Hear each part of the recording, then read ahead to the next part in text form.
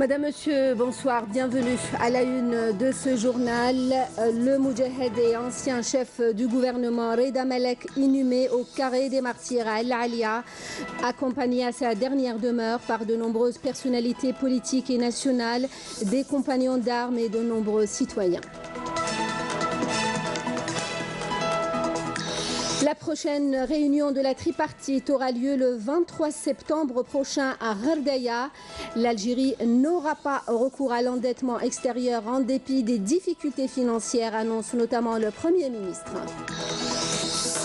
Industrie automobile, finalisation de la première phase du cahier des charges, l'exigence à moyen terme d'exporter une partie de la production et une participation minimale du partenaire étranger parmi les principales conclusions.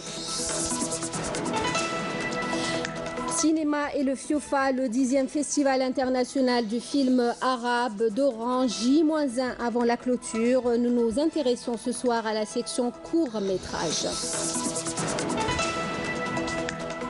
Mais avant de revenir en détail sur ces titres de l'actualité, le président de la République, Abdelaziz Bouteflika, a adressé un message de vœux au souverain marocain, le roi Mohamed VI, à l'occasion de l'anniversaire de son accession au trône.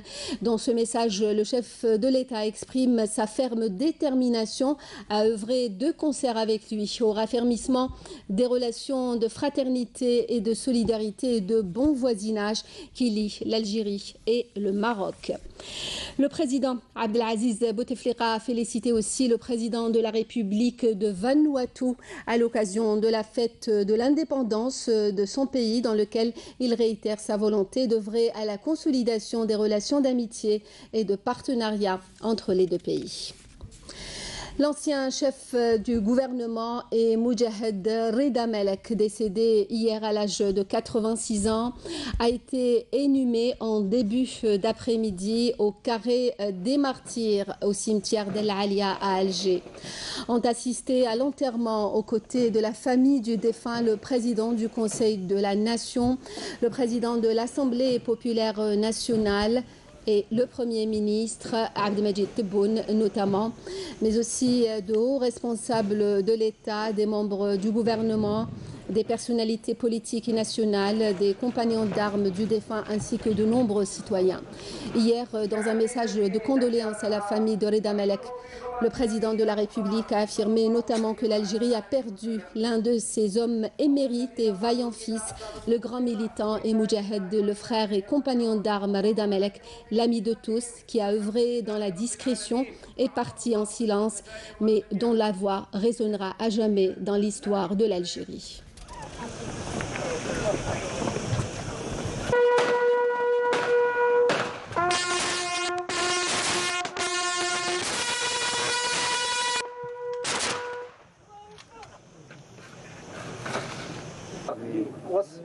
والشهداء والصالحين وحسب. بسم الله الرحمن الرحيم. Canal Algérie rendra hommage ce soir à Reda Malek à travers la diffusion d'un documentaire le 19 mars, La Victoire. Reda Malek était le porte-parole de la délégation algérienne lors des négociations d'Évian qui ont abouti à un cessez-le-feu et à la victoire de la révolution algérienne. C'est ce soir, juste après le journal de 20h. Je vous le disais en titre, la prochaine réunion de la tripartite aura lieu le 23 septembre prochain à Gherdaya. C'est ce qui ressort de la réunion préparatoire tenue ce dimanche au palais du gouvernement sous la présidence du Premier ministre Abdelmadjid Tebboune avec les partenaires du Pacte national économique et social de croissance, l'UGTA et le patronat. L'ordre du jour de la prochaine tripartite gouvernement, patronat, UGTA devra être défini avant la fin août. C'est ce qu'a indiqué le Premier ministre Abdelmadjid Tebboune, qui a invité toutes les parties prenantes à la prochaine tripartite de soumettre leurs propositions au cours du mois d'août. Pour le Premier ministre, la situation financière du pays n'est pas si alarmante et l'État ne compte pas recourir à l'endettement extérieur. Je vous invite à l'écouter. فيه تعليمة واضحة نتاع فخامة الرئيس هو أننا حتى التفكير ما نفكرش في المديونية. il est interdit d'aller à l'endettement. La souveraineté nationale تاعنا ne peut pas être hypothéquée pour quoi que ce soit. Ce qui veut dire que يعني لازم نستعمل الطاقات نتاعنا الموجودة قليلة ولا كثيرة بالمنطق بالروح الوطنية العالية. لازم نخرج من المأزق اللي رانا فيه اليوم تاع الاختلال بعض التوازنات الكبرى من جراء تقليص الموارد المالية نتاع البلاد وبالأخص سعر النفط اللي مع الأسف منذ سنين وسنين وحنا نتمنى باش نبني اقتصاد اللي بعدنا على التأثير نتاع المحروقات. رانا في نصف الطريق.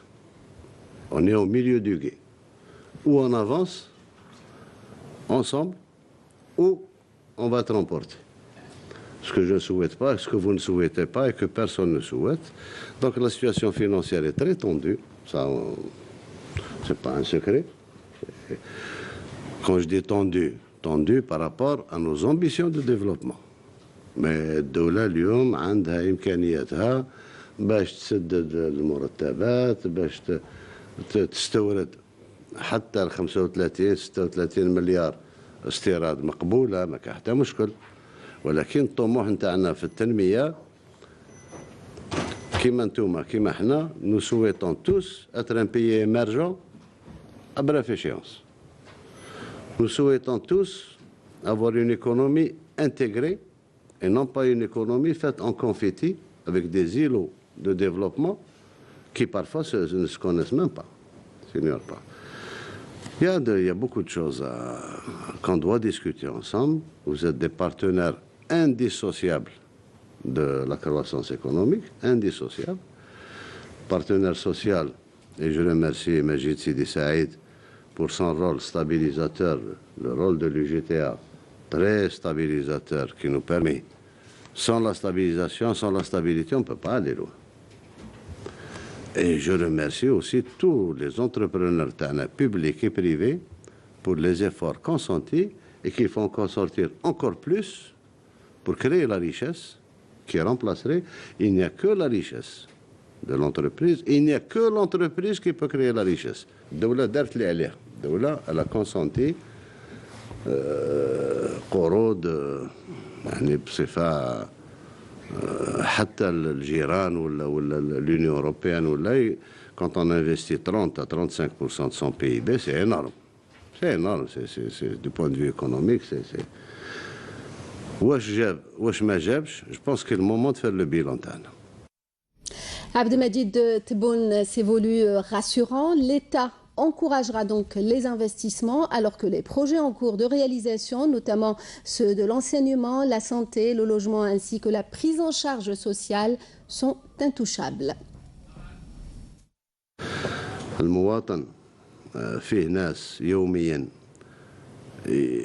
يسموا له في الأوضاع ويكحلوا له في الأوضاع وكذا وكذا. يعني عايش نوع من القلق وهمي.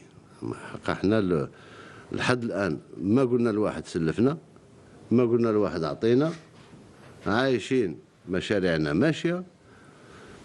واحد الوقت il y a des projets qui ont été gérés par le gouvernement dont je faisais partie et dont je prends une bonne partie de responsabilité sur ce qui a été fait, et je l'assume.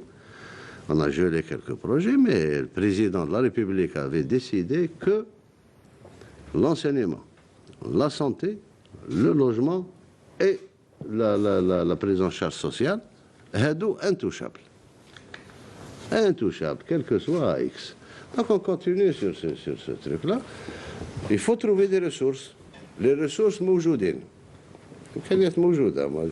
J'ai un tableau de bord qui nous permet de voir باللي فيها الإمكانيات نتاع باش نعيش بالأموال تاعنا داخليا بلا ما فيه إمكانيات تاع استثمار.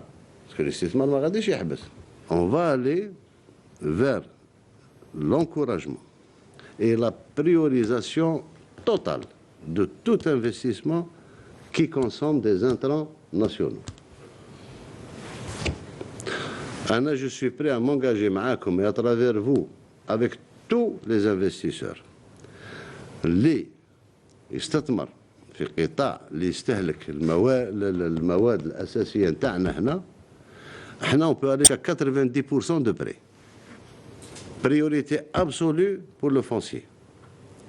On peut donner le prêt parce que c'est un manager عنده أفكار عنده لا étudier le marché الله غالب ما عندوش الإمكانيات نعطوه الإمكانيات. Je vous invite à écouter à présent le secrétaire général de l'UGTA, Abdelmajid Sidi Saïd, au sortir de cette réunion préparatoire. Nous venons d'avoir autour de M. le Premier ministre une rencontre riche et fructueuse. Riche car elle nous a permis de faire un large tour d'horizon avec nos partenaires du Pacte national économique et social de croissance sur les pas importants accomplis et les étapes franchies depuis la signature du pacte le 23 février 2014. Dans la voie de la construction d'une économie nationale prospère, telle que proposée par son Excellence, Monsieur le Président de la République. Une rencontre très fructueuse, également par les contours qu'elle nous a permis d'esquisser pour accélérer le processus de transformation et de reconfiguration économique nationale tel que proposé par Monsieur le Premier ministre, ce qui sera d'ailleurs au centre de la prochaine tripartite à la rentrée sociale, laquelle, cette rencontre a pris la décision de tenir la 21e le 23 septembre à Ghardaya. Donc, vous voyez, c'est une décision importante. Ghardaya est une wilaya connue pour la PME et la PMI, et je pense que c'est de montrer la bonne volonté collective des acteurs de l'économie nationale, de la stabilité sociale. Je crois que cela augure une démarche collective encore plus importante pour l'économie sociale, mais également pour l'économie du développement national. Abdelkader Msahel a entamé ce dimanche une tournée au Moyen-Orient sur instruction du président de la République. La tournée du ministre des Affaires étrangères le mènera en Arabie Saoudite, en Égypte, à Oman, au Bahreïn, au Qatar, au Koweït, en Jordanie et en Irak. Le chef de la diplomatie algérienne est porteur d'un message du président Abdelaziz Bouteflika aux souverains et chefs d'État de ces pays. Les entretiens qu'aura le ministre avec ses homologues porteront essentiellement sur les relations bilatérales ainsi que les questions d'ordre régional et international, en particulier les crises qui affectent la Libye, la Syrie, le Yémen et la région du Golfe. Il sera question aussi de la lutte contre le terrorisme et l'extrémisme violent, ainsi que de l'expérience algérienne en matière de déradicalisation. La situation au Proche-Orient et la question palestinienne sont également inscrites à l'agenda des entretiens qu'aura Abdelkader Msahel lors de ces entretiens. Journée mondiale de lutte contre la traite d'humains. Ce dimanche, à cette occasion, une journée d'études a été organisée à Alger par le Conseil national des droits de l'homme. L'accent a été mis sur les efforts de l'Algérie en matière de protection et d'assistance aux victimes. Nakhla Larbi. Déploré par le ministère des Affaires étrangères, le rapport 2016 du département d'État américain sur la traite des personnes avait occulté les efforts de l'Algérie en la matière. En 2017, ce même département a amélioré le classement de notre pays et mis en relief que les crimes d'exploitation sexuelle des enfants et de travail forcé sont des cas isolés en Algérie, relevant que le gouvernement algérien avait fourni aux victimes identifiées un hébergement temporaire, une assistance médicale et d'autres services de base. Si on veut sortir des rapports qui sont émis de certains États ou de certains organes, il faudrait que notre réaction étatique, soit une réaction très objective, maturée, réfléchie et qui soit adaptée à notre situation, notre réelle situation.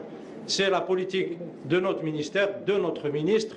Nous sommes en perpétuelle révision de nos textes selon nos préoccupations, selon l'évolution des phénomènes criminels qui sont en train de naître ou de progresser. Phénomène récent chez nous, la traite d'êtres humains pourrait néanmoins s'aggraver vu l'importance du flux migratoire. D'où l'engagement de l'Algérie dans la lutte contre cette infraction à travers son adhésion à tous les protocoles et traités régionaux et internationaux, à l'instar de la Convention de Palerme contre les crimes transnationaux signée en 2002.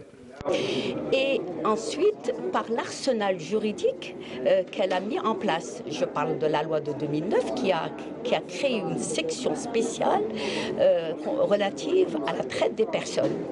En plus de cette législation pénale, la procédure pénale aussi. Vous savez, toutes ces infractions sont imprescriptibles. Ensuite, on a créé des pôles spécialisés. Ensuite, il y a l'aide, l'assistance judiciaire, l'aide à toutes les victimes. Le Conseil veille à ce qu'il n'y ait aucune éventuelle violation. Il faut savoir que la traite d'humains est le troisième crime organisé le plus lucratif à l'échelle mondiale. Les résultats d'une opération d'évaluation des dégâts causés par les feux de forêt doivent être fournis dès demain lundi avant de prendre des mesures pour la reprise rapide de l'activité agricole dans les 17 wilayas touchés par les incendies ces dernières semaines. Les conservateurs des forêts et les directeurs des services agricoles des wilayas touchés ont été instruits par le ministère de l'Agriculture de fournir des statistiques précises sur les pertes agricoles et forestières causées par les incendies dans les 24 heures. Ces instructions viennent en application de celles données la semaine dernière par le Premier ministre lors d'un conseil interministériel. Les incendies, pour rappel, ont ravagé plus de 7 900 hectares entre le 1er juin et le 29 juillet.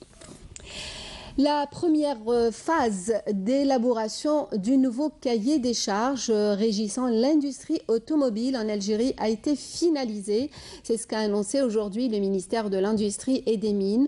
Les principales conclusions de cette première étape portent principalement sur l'exigence à moyen terme d'exporter une partie de la production et d'exiger une participation minimale du partenaire étranger dans le capital des sociétés algériennes créées. Les propositions prévoient certaines mesures transitoires pour permettre l'application de mesures qui seront arrêtées par le nouveau cahier des charges, poursuit le ministère, qui avance que d'autres réunions se tiendront dans les prochains jours avec les opérateurs concernés par cette activité.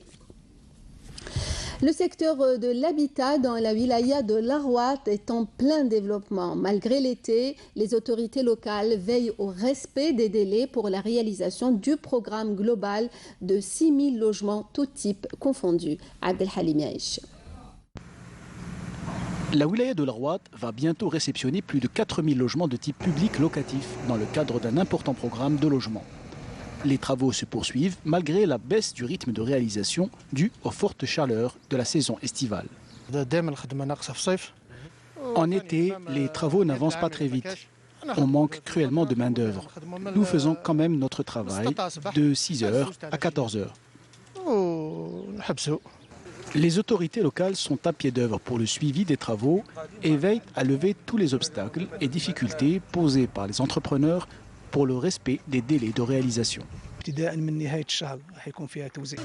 À partir de la fin du mois, il va y avoir les premières distributions de logements concernant l'ADL et le public locatif. Puis, il y aura d'autres distributions en septembre. Nous avons commencé l'opération à Ouedmzi, puis à El Risha et Eflou. L'opération se poursuivra à Qsar El Hiran et Hassirmel. Le programme global prévoit plus de 6 000 unités de logement tout type confondus. L'opération de distribution aura lieu durant le prochain semestre. Les inscriptions universitaires des nouveaux bacheliers débuteront mardi prochain. La période des préinscriptions s'étalera du 1er au 3 août, alors que la confirmation des inscriptions aura lieu les 4 et 5 août. Pour le moment, les établissements universitaires organisent des journées portes ouvertes. Un espace d'information et d'orientation est dédié aux nouveaux bacheliers à l'université d'Oran. Une importante étape pour le bon déroulement des inscriptions et la facilitation dans l'orientation. Et afin de garantir un choix judicieux, étudiants et enseignants sont mobilisés. Je me suis déplacée ici à l'université pour avoir une idée des spécialités auxquelles je pourrais postuler. Des enseignants nous ont accueillis et ils ont répondu à toutes nos questions. Nous sommes là pour expliquer aux futurs étudiants la différence entre les différentes filières, comme la pharmacie par exemple. Des espaces d'Internet, des prospectus et dépliants sont mis à la disposition des nouveaux étudiants afin de les informer sur l'encadrement pédagogique, les filières de formation disponibles et les perspectives d'emploi dans les différentes spécialités. Nous avons mis en place tous les moyens humains et matériels pour accompagner les nouveaux bacheliers et les aider à choisir la formation universitaire qui leur convient et réduire ainsi les erreurs de choix. Reste donc l'étape de préinscription programmée du 1er au 3 août. Ensuite, la confirmation des inscriptions qui aura lieu les 4 et 5 août. Suivront les traitements des fiches de vœux et les résultats des préaffectations qui seront annoncés le 11 août prochain. Dans le cadre de la sécurisation des frontières et la lutte contre la criminalité organisée et suite à une patrouille de reconnaissance menée près des frontières à Ingezem, un détachement de l'ANP a intercepté aujourd'hui un contrebandier à bord d'un véhicule tout-terrain en possession d'un pistolet mitrailleur de type Kalachnikov, un chargeur de munitions, 6 détecteurs de métaux, 14 groupes électrogènes et 12 marteaux piqueurs. Par ailleurs, plus de 48 kg de kif traités ont été saisis le 25 juillet en cours dans 2 opérations distinctes menées par des unités des gardes-côtes à Tlemcen et à Ain Timouchent. C'est ce qu'indique le ministère de la Défense nationale, tandis que des éléments de la gendarmerie ont saisi 15 kg de corail brut à Ataraf, précise la même source. Dans le même contexte, des détachements de l'armée nationale populaire ont arrêté à Inamenas, Tamanrasset et Ingezem 11 contrebandiers et saisi 2 camions, 7 véhicules et 10 quintaux de denrées alimentaires. Par ailleurs, des détachements de l'ANP et des éléments de la gendarmerie ont intercepté à Adrar, Inamenas et Tamanrasset 51 immigrants clandestins de différentes nationalités, tandis que des gardes-côtes ont déjoué une tentative d'émigration clandestine de 16 personnes qui se trouvaient à bord d'une embarcation de construction artisanale à Skikda. Le cinéma et le FIOFA, le 10e Festival international du film arabe d'Oran. La compétition dans la section court-métrage a eu lieu ce dimanche à la salle Ouarsenis. L'Algérie participe avec Je te promets de Mohamed Yarki. Salem Kasser. Les organisateurs ont programmé les 10 courts-métrages en course en une seule journée. Les films en course réalisés entre 2016 et 2017 représenteront l'Algérie, l'Égypte, la Palestine, la Jordanie, l'Arabie Saoudite, le Bahreïn, la Mauritanie, le Maroc et la Tunisie. Je participe avec un court-métrage qui s'intitule « 5 garçons et un veau » que je réalisais moi-même. On trouve l'acteur palestinien Ali Suleiman et des acteurs de Jordanie. En fait, c'est une comédie dramatique.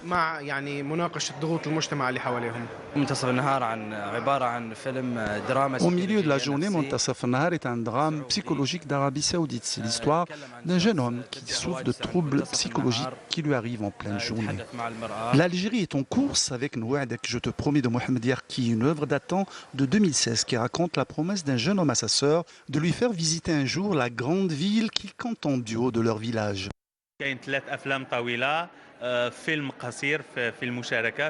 Nous avons 3 longs métrages et un court métrage. Le film Nouadek date de 2016 et se déroule à Béjaïa.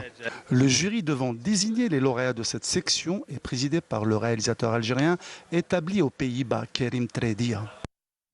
Et on retrouve à Oran notre envoyé spécial Amir Nebesh. Bonsoir, nous sommes à J-1 de la clôture du festival. Quelle est l'ambiance? J'imagine que vous vivez sur place les dernières projections, Amir. Alors bonsoir Nadia, on a changé d'endroit, on est à la cinémathèque de la ville d'Oran. Le rythme s'est accéléré bien évidemment avec le démarrage aujourd'hui ici même à la cinémathèque des courts-métrages et puis la soirée va être animée par les 2 pays, la Jordanie et la Syrie. Il y rentre les 2 pays dans la compétition de cette 10e édition. si vous voulez, mon avis sur les temps forts de ce festival, les meilleurs moments, le public, comment il a réagi. Je pense qu'il y a 3 films, 3 longs métrages. Je cite la coproduction algéro-tunisienne avec le film Agostinos qui rend toute la vérité sur la personnalité forte de Saint-Augustin, l'Algérien.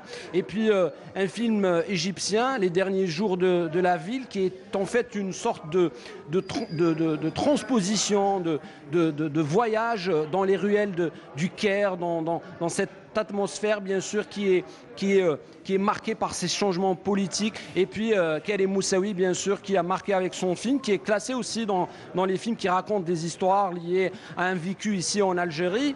Et puis il y a eu ces conférences très intéressantes sur la numérisation des archives, où la télé algérienne, le PTV, a été cité. Les services des archives de l'EPTV ont été remerciés ici par rapport à ces efforts faits pour numériser des films. Demain, ça va être la clôture. Vous allez avoir des nouvelles bien sûr avec notre collègue bien sûr qui est présent avec moi, Nabil Kitouni, avec des reportages, des sujets, et vous aurez bien sûr les résultats du jury du Tunisien Bourdir à partir de demain. Merci Amir Nebesh. On reste avec le cinéma et les adieux aujourd'hui à Youssef Bouchouchi, le réalisateur algérien décédé vendredi, a été inhumé après la prière d'Al-Asr au cimetière de Sidi Yahia à Alger. L'enterrement a eu lieu en présence du ministre de la Culture Azzeddine Mihoubi, des artistes, des compagnons et de la famille du défunt.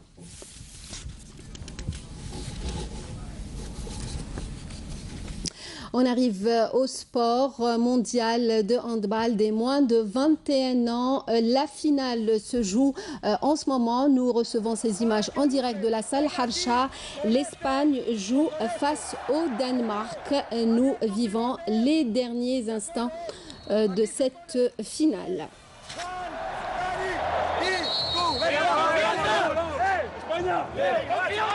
Le Danemark qui mène par 34 à 33 pour l'instant.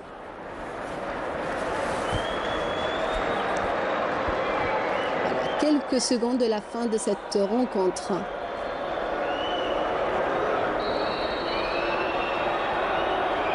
Voilà, la finale en direct entre l'Espagne et le Danemark à la salle Harsha.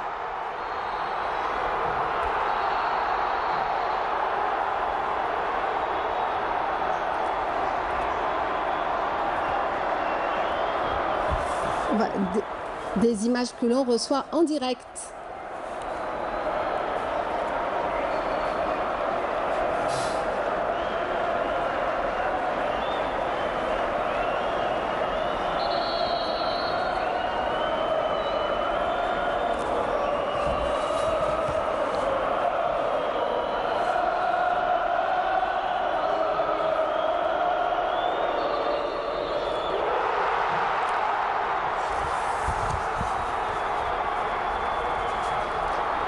Voilà, égalisation, et donc nous allons vers les prolongations pour cette finale du mondial des moins de 21 ans à la salle Harsha, que vous êtes en train de suivre en direct sur la chaîne nationale et la chaîne A4.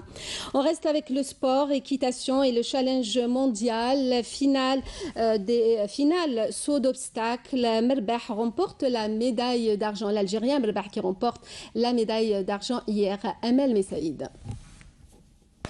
La finale du challenge mondial de saut d'obstacles de la Fédération équestre internationale a eu lieu hier. Le tournoi a vu la participation de 21 cavaliers représentant 15 pays de différents continents. L'Algérie a décroché la deuxième place avec le cavalier Fahed Mosbah avec un chrono de 36 secondes. La première place est revenue à l'Indien Nitin Gupta avec un circuit parcouru en 30 secondes. Quant à la troisième place, elle a été remportée par l'Uruguayenne Valentine Lupa avec 38 secondes. Je suis très heureux d'avoir remporté cette médaille. Je remercie tous ceux qui ont contribué à cette réussite. Tout le monde s'accorde à dire que le tournoi a été un franc succès. Cette deuxième place est la preuve que tout est mis en œuvre pour le sport. Et la réussite de ce tournoi nous permet de constater que nous pouvons organiser ce genre de manifestations sportives. Et aussi, je tiens vraiment à remercier les propriétaires des chevaux qui ont mis à disposition leurs chevaux aux cavaliers qui sont venus de tous les coins du monde. Avec ce tournoi, l'Algérie confirme la place de choix qu'occupent l'équitation et le cheval dans la société algérienne.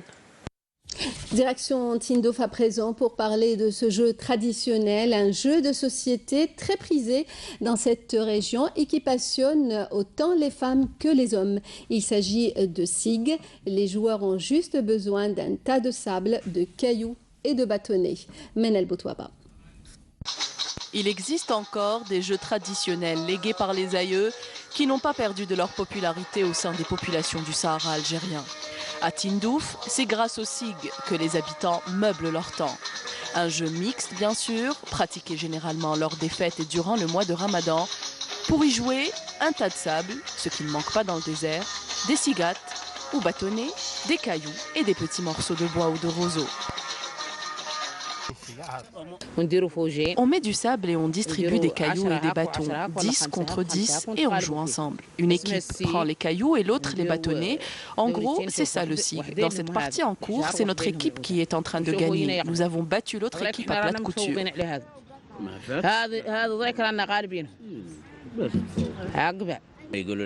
Ce sont nos grands-parents qui nous ont appris ce jeu et nous avons continué à y jouer après eux.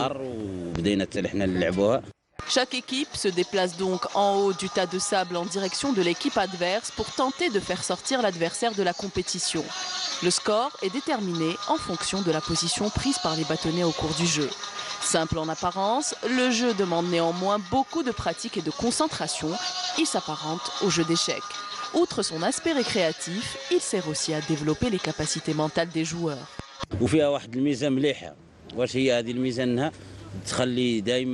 Autre particularité de ce jeu, il contribue à l'ancrage du sens de l'entraide chez les citoyens et renforce les liens entre les habitants, les membres d'une même famille également. On se regroupe autour de ce jeu, on papote, on rit, on s'amuse, un peu comme le jeu d'échecs. Voilà, c'est ça un peu le charme du SIG. Un patrimoine social et culturel séculaire que beaucoup d'associations tentent de conserver et de perpétuer, car le SIG reste indissociable du patrimoine de la région.